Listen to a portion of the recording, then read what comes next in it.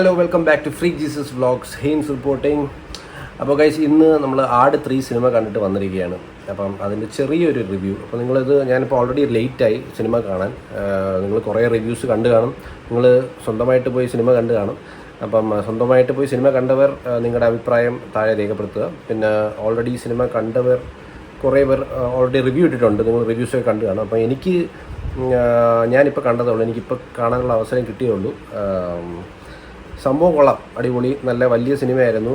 അപ്പോൾ നിങ്ങൾക്ക് എല്ലാവർക്കും അറിയാവുന്ന പോലെ പാർട്ട് 3യുടെ പാർട്ട് 1, അതായത് 3-ാം ഭാഗത്തിൻ്റെ തന്നെ 2 ഭാഗമായിട്ടാണ് കാണിക്കുന്നത് അവർ, പാർട്ട് 1 പാർട്ട് 2 ആയിട്ട്. അതിൻ്റെ പാർട്ട് 1 ആണിത്. പാർട്ട് 2 ഹോപ്പ്ഫുള്ളി പെട്ടെന്ന് റിലീസാവുമെന്ന് പ്രതീക്ഷിക്കുന്നു, അതിനുവേണ്ടി വെയിറ്റിംഗ് ആണ്. പിന്നെ ഓക്കെ, സിനിമ ആസ് സച്ച് പറയുകയാണെങ്കിൽ അടിപൊളി സിനിമ ഗൈസ്, നല്ല സൂപ്പർ സിനിമ. ആടിൽ നിന്ന് നമുക്ക് പ്രതീക്ഷിക്കാവുന്ന പോലെ തന്നെയാണ്. കോമഡിയാണ് ഫുള്ള്, ഓവറോൾ കോമഡിയാണ് തീം.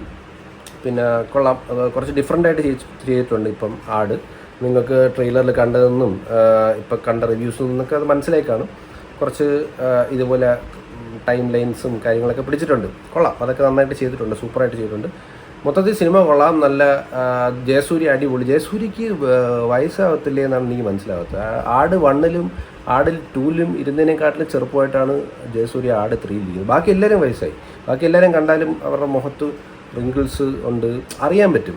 ജയസൂര്യ അതുപോലെ ഇരിക്കുന്നു, കുറച്ചുകൂടെ ഗ്ലാമറായെന്ന് തോന്നുന്നു. എന്തായാലും കൊള്ളാം ഗൈസ്. ആടിൻ്റെ ആ ഒരു സംഭവം അതുപോലെ കീപ്പ് ചെയ്തു. ആട് ഫാൻസിനൊക്കെ ഇത് വളരെയധികം ഇഷ്ടപ്പെടും. ആട് ഫാൻസിന് മാത്രമല്ല ഗൈസ്, ഇത് ആട് ആദ്യമായിട്ട് കാണുന്നവർക്ക് ഇത് ഇഷ്ടപ്പെടും. കൊള്ളാം, നന്നായിട്ട് എടുത്തിട്ടുണ്ട്, നന്നായിട്ട് ചെയ്തിട്ടുണ്ട്. കോമഡിയൊക്കെ നല്ല വർക്കൗട്ട് ആയിട്ടുണ്ട്.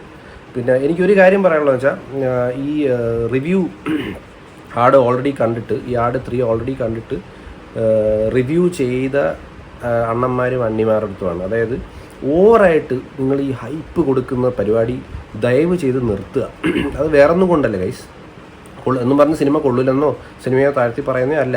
സിനിമ അടിപൊളി, ഒന്നും പറയാനില്ല. പക്ഷേ ഇപ്പം ഞാൻ കണ്ട ഒരു ട്രെൻഡ് എന്ന് വെച്ചാൽ, ഈ ചില അണ്ണന്മാർ ആദ്യമേ കയറി ഈ സിനിമ കണ്ടിട്ട് വന്നിട്ട് അയ്യോ തമാശ എന്നൊക്കെ പറഞ്ഞാൽ ചിരിച്ചു തുപ്പൽ വെളി വരും എന്നൊക്കെ പറഞ്ഞ് ഭയങ്കരമായിട്ട് ബൂസ്റ്റ് ചെയ്യുന്നുണ്ട്. അതായത് ഭയങ്കര കോമഡിയാണ്, ചിരിച്ച് മണ്ണ് ചിരിച്ച് അവിടെ വീണ് മരിക്കും എന്നൊക്കെ പറഞ്ഞ് അതിഭയങ്കരമായ ഹൈപ്പ് തന്ന് ഓൾറെഡി ആട് ഫാൻസ് ആയിട്ടുള്ള ആൾക്കാരെ ഹൈപ്പ് കയറ്റി വിട്ട് അവസാനം അവർ പോയി കാണുമ്പോൾ അതിന് മാത്രം കോമഡിയൊന്നും ഇല്ല എന്ന് തോന്നുന്ന രീതിയിലാക്കി വെക്കും.